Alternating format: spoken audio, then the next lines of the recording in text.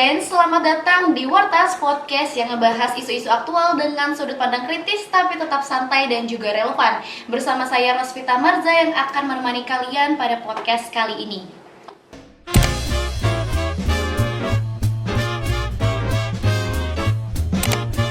Nah, teman-teman Wartas, sesuai dengan judul podcast kita pada kali ini, yaitu kita kok gampang ketipu video ngobrolin hoax visual bareng pakar audiovisual.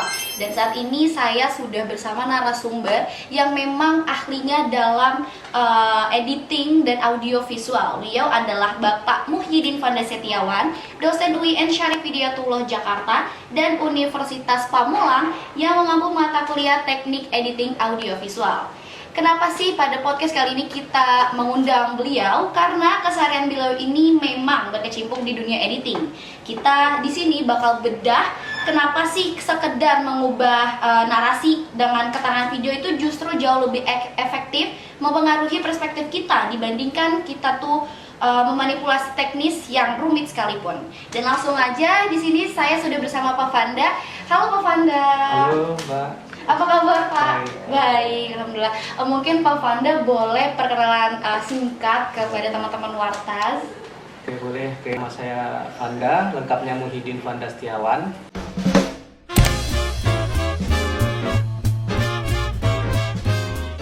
Saya mengajar di jurnalistik ya. Saya ngajar teknik editing audiovisual dan jurnalisme data.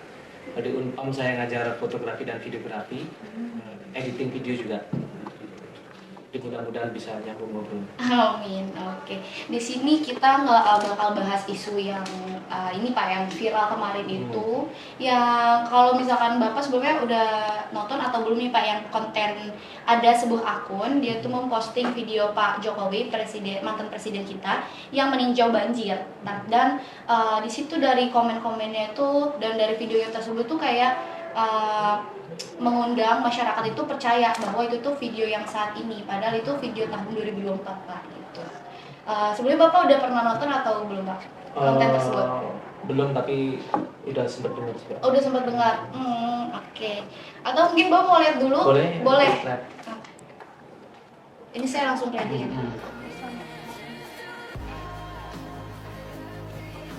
Jadi kalau kita lihat dari komen-komennya juga ya Pak, banyak masyarakat, apalagi di sini saya lihat banyak akun ibu-ibu yang memang langsung percaya kalau Pak Jokowi langsung datang ke Sumatera pada tahun ini, padahal itu video lama saat beliau masih menjabat ya Pak gitu. Oke. Nah, kalau kita lihat dari contoh video tadi Pak, kenapa ya Pak itu masyarakat tuh bisa begitu mudah percaya bahwa video tersebut adalah video terbaru, padahal itu kan video lama yang memang menggunakan narasi teksnya yang seolah-olah itu tuh video saat ini Pak. Oke. Video serupa ini yang jadi contoh ini, kalau di dunia produksi konten istilahnya video dengan false context. False context. Isi videonya A tapi diberi konteks yang sesuai dengan keinginan si penyebar video. Jadi memang harapannya audiens itu tidak memahami sepenuhnya isi video, tapi konteksnya diarahkan atau di framing. Nah, itu memang salah satu jenis video yang sering dipakai untuk negatif campaign ya. Untuk kampanye-kampanye yang memang bersifat negatif dan membuat audiens itu bingung gitu. Itu sih kenapa ini efektif tadi ya. Iya. Kenapa ini efektif karena sebenarnya ada ilmunya juga sih. Jadi di komunikasi itu ada teori namanya model kapasitas komunikasi. Itu teori dari Lang tahun 2000. Ada juga teori dari Daniel Kahneman. Itu dia bikin buku namanya Thinking Fast dan Thinking Slow. Nah, Thinking Fast, Thinking Slow ini dia menjelaskan, si Daniel ini menjelaskan bahwa manusia itu sistem berpikirnya itu ada dua. Sistem pertama berpikir cepat dan intuitif. Sistem kedua berpikir lambat dan reflektif ya, atau kognitif. Nah, terus ini juga bisa nyambung dengan model kapasitas komunikasi, bahwa seseorang tuh nggak sepenuhnya setiap waktu itu punya kemampuan untuk mencerna isi komunikasi itu secara utuh. mungkin dia lagi ada kepikiran apa, waktunya singkat, Iya, benar. atau sibuk apa. Jadi meskipun dia sebenarnya mungkin tahu sesuatu itu benar atau salah, tapi karena dia nggak ada waktu untuk mempelajari itu dengan Untuk reach out. penuh untuk bisa lagi, makanya dia uh, uh, makanya dinamakan terbatas kapasitas komunikasi. Nah, ketika konten model yang false context ini diterpa oleh netizen atau audiens, apalagi sekarang di medsos itu eranya konten-konten yang clickbait, yang sensasional dan segala macam, maka orang akan terbiasa menggunakan sistem berpikir yang pertama ya, thinking fast, itu berpikir cepat dan intuitif.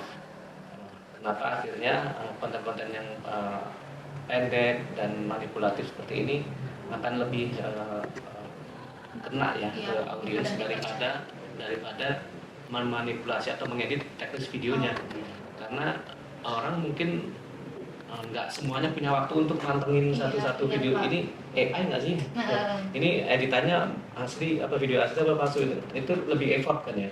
Nah, sehingga dia itu membutuhkan sistem dua untuk berpikir manusia. Tetapi ketika di medsos ya, orang itu kecenderungannya dia memakai sistem berpikir yang pertama, yang cepat dan intuitif, dan kecenderungan memang akhirnya dia nggak bisa memilah dengan benar gitu mana yang baik dan mana.